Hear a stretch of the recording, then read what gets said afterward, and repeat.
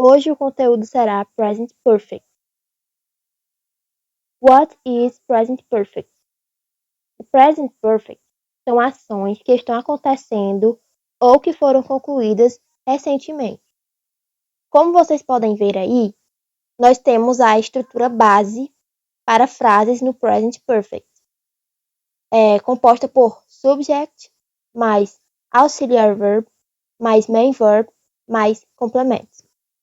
Lembrando que nesse conteúdo que eu estou abordando, nós faremos uma ligação entre Present Perfect, Simple Present e Simple Past, porque nós iremos utilizar o verbo to have, conjugado no Simple Present, e as flexões do Simple Past, em que as flexões do Simple Past são o acréscimo das terminações de, ed ou ied ao final do verbo.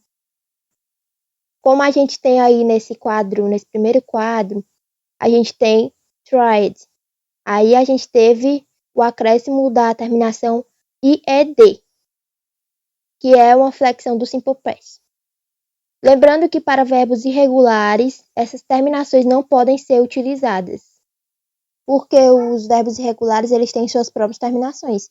Por exemplo, o verbo drive está no presente. Aí ele no Simple Past ficaria drove. E ele no past participle, que é o que nós vamos utilizar no present perfect, ficaria driven. Nesse primeiro quadro, nós temos exemplos do present perfect na forma afirmativa, negativa e interrogativa. Onde, para a estrutura afirmativa, nós temos subject mais have ou has, que é o nosso verbo auxiliar, mais o past participle. Aí nós temos a frase I have tried sushi before. Na forma negativa nós temos o sujeito, mais o verbo auxiliar have ou has, mais not, mais past participle. Aí nós temos a frase I have not tried sushi before. Na forma interrogativa nós temos o verbo auxiliar na frente do sujeito. Então ficaria have ou has, mais o sujeito, mais o past participle.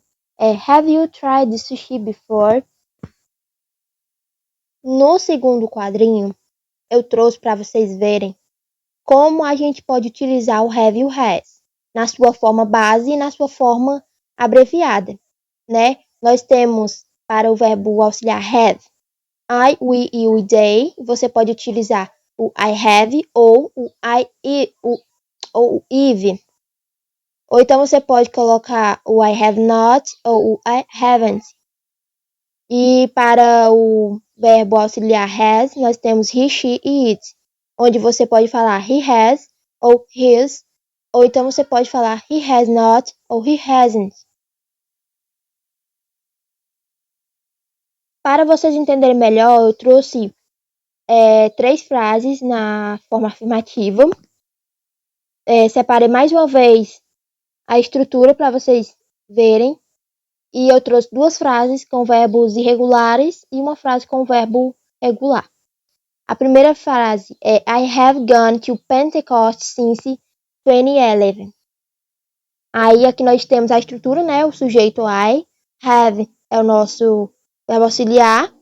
Gone é o nosso verbo irregular, né?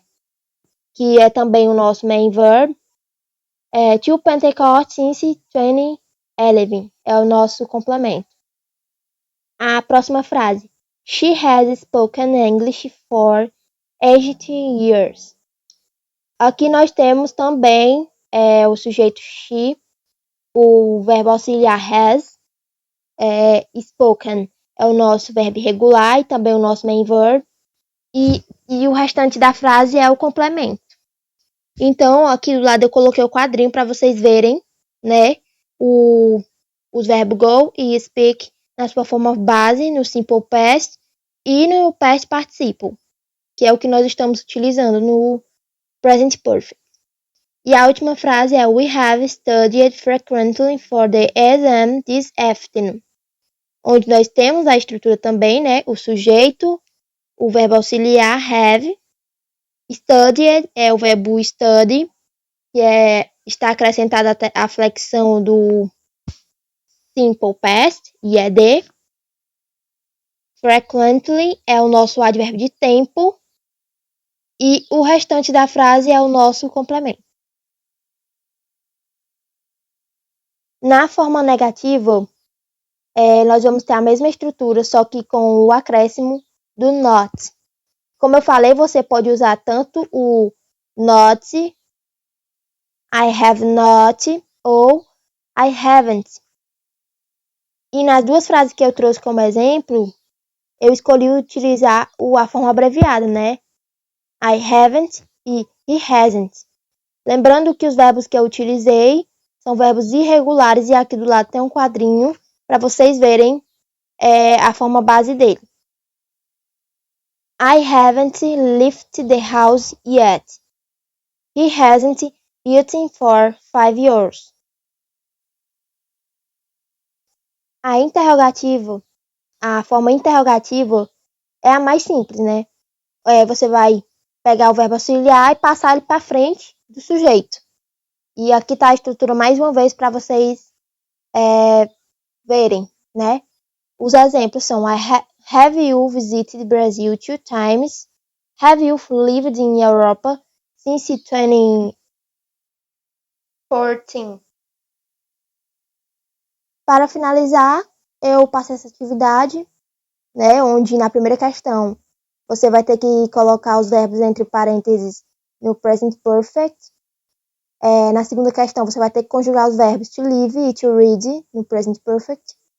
E na terceira questão, você vai ter que pegar os verbos que estão no box e colocar eles nas frases no present perfect. E a quarta questão é para você completar as lacunas do texto. As referências, só isso.